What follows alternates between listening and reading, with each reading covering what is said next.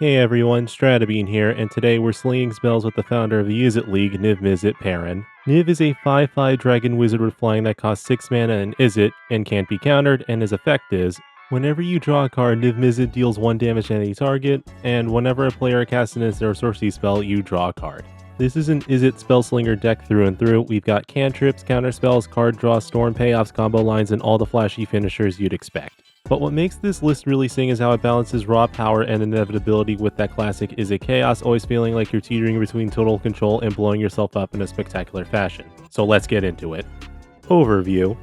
The game plan here is straightforward. 1. Cast cheap spells and draw a ton of cards. 2. Leverage those draws into incremental damage. And 3, when the time is right, pivot into one of our big finishers, whether that's Thoracle, Lab Maniac, Crackle with Power, or even just overwhelming the board with tokens from Talrand or the Locust God. But the icing on the cake here is that Niv turns almost every spell into both gas and damage. A simple brainstorm isn't just card selection, it's 3 points of direct damage, Frantic Search is a full reload and 2 more pings, even counter spells like Arcane Denial or Swan Song can keep the engine going, making every interaction an opportunity to deal damage and draw deeper into your deck. This isn't just a control deck, it's an inevitability engine. Core synergies. Now let's talk about the engines beyond Niv, because while he's the centerpiece, this deck is loaded with redundancy and synergy pieces that keep you going even if he's too expensive to cast again. Archmage Emeritus is an excellent backup draw engine, keeping the cards flowing with each spell you sling. Stormkill Artist might honestly be an MVP in many games. Every instant or sorcery spell you cast makes a treasure, which not only pays for more spells, but often fuels huge finishers like Crackle with Power or Blue Sun Zenith. Talrand and Young Pyromancer give you board presence, spitting out tokens that can hold back attackers. You also get token synergy with the Locust God, but instead of creating tokens when you cast spells, you get tokens with it when you draw cards. Isochron Scepter synergizes with the deck if you exile one of 3 cards, Counterspell, Mystical Tutor, or Dramatic Reversal. If you exile Counterspell with it, you get a Counterspell once per turn. If you exile Mystical Tutor with it, you can guarantee that you get your combo pieces every turn. And if you exile Dramatic Reversal with it, you can guarantee an infinite combo and untapping all your permanents every turn. And when you exile any spell with Isochron Scepter, its effect becomes its ability, meaning that it's harder to counter.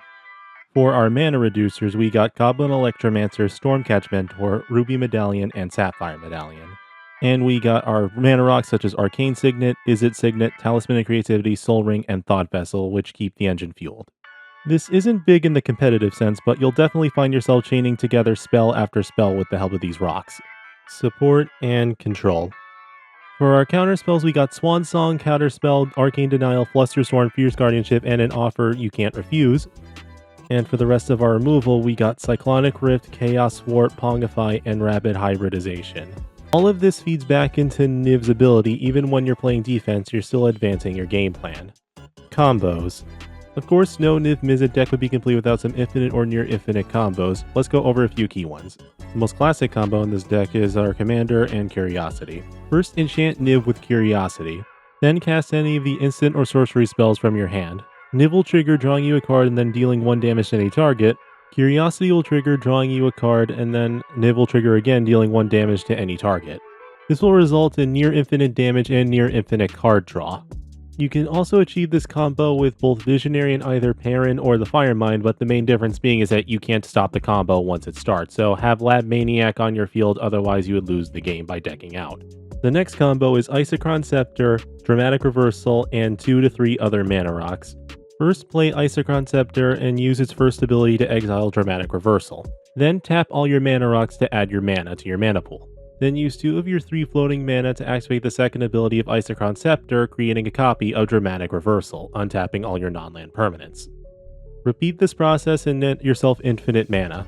And finally, the third main combo is Quicksilver Elemental and VV Ornithir.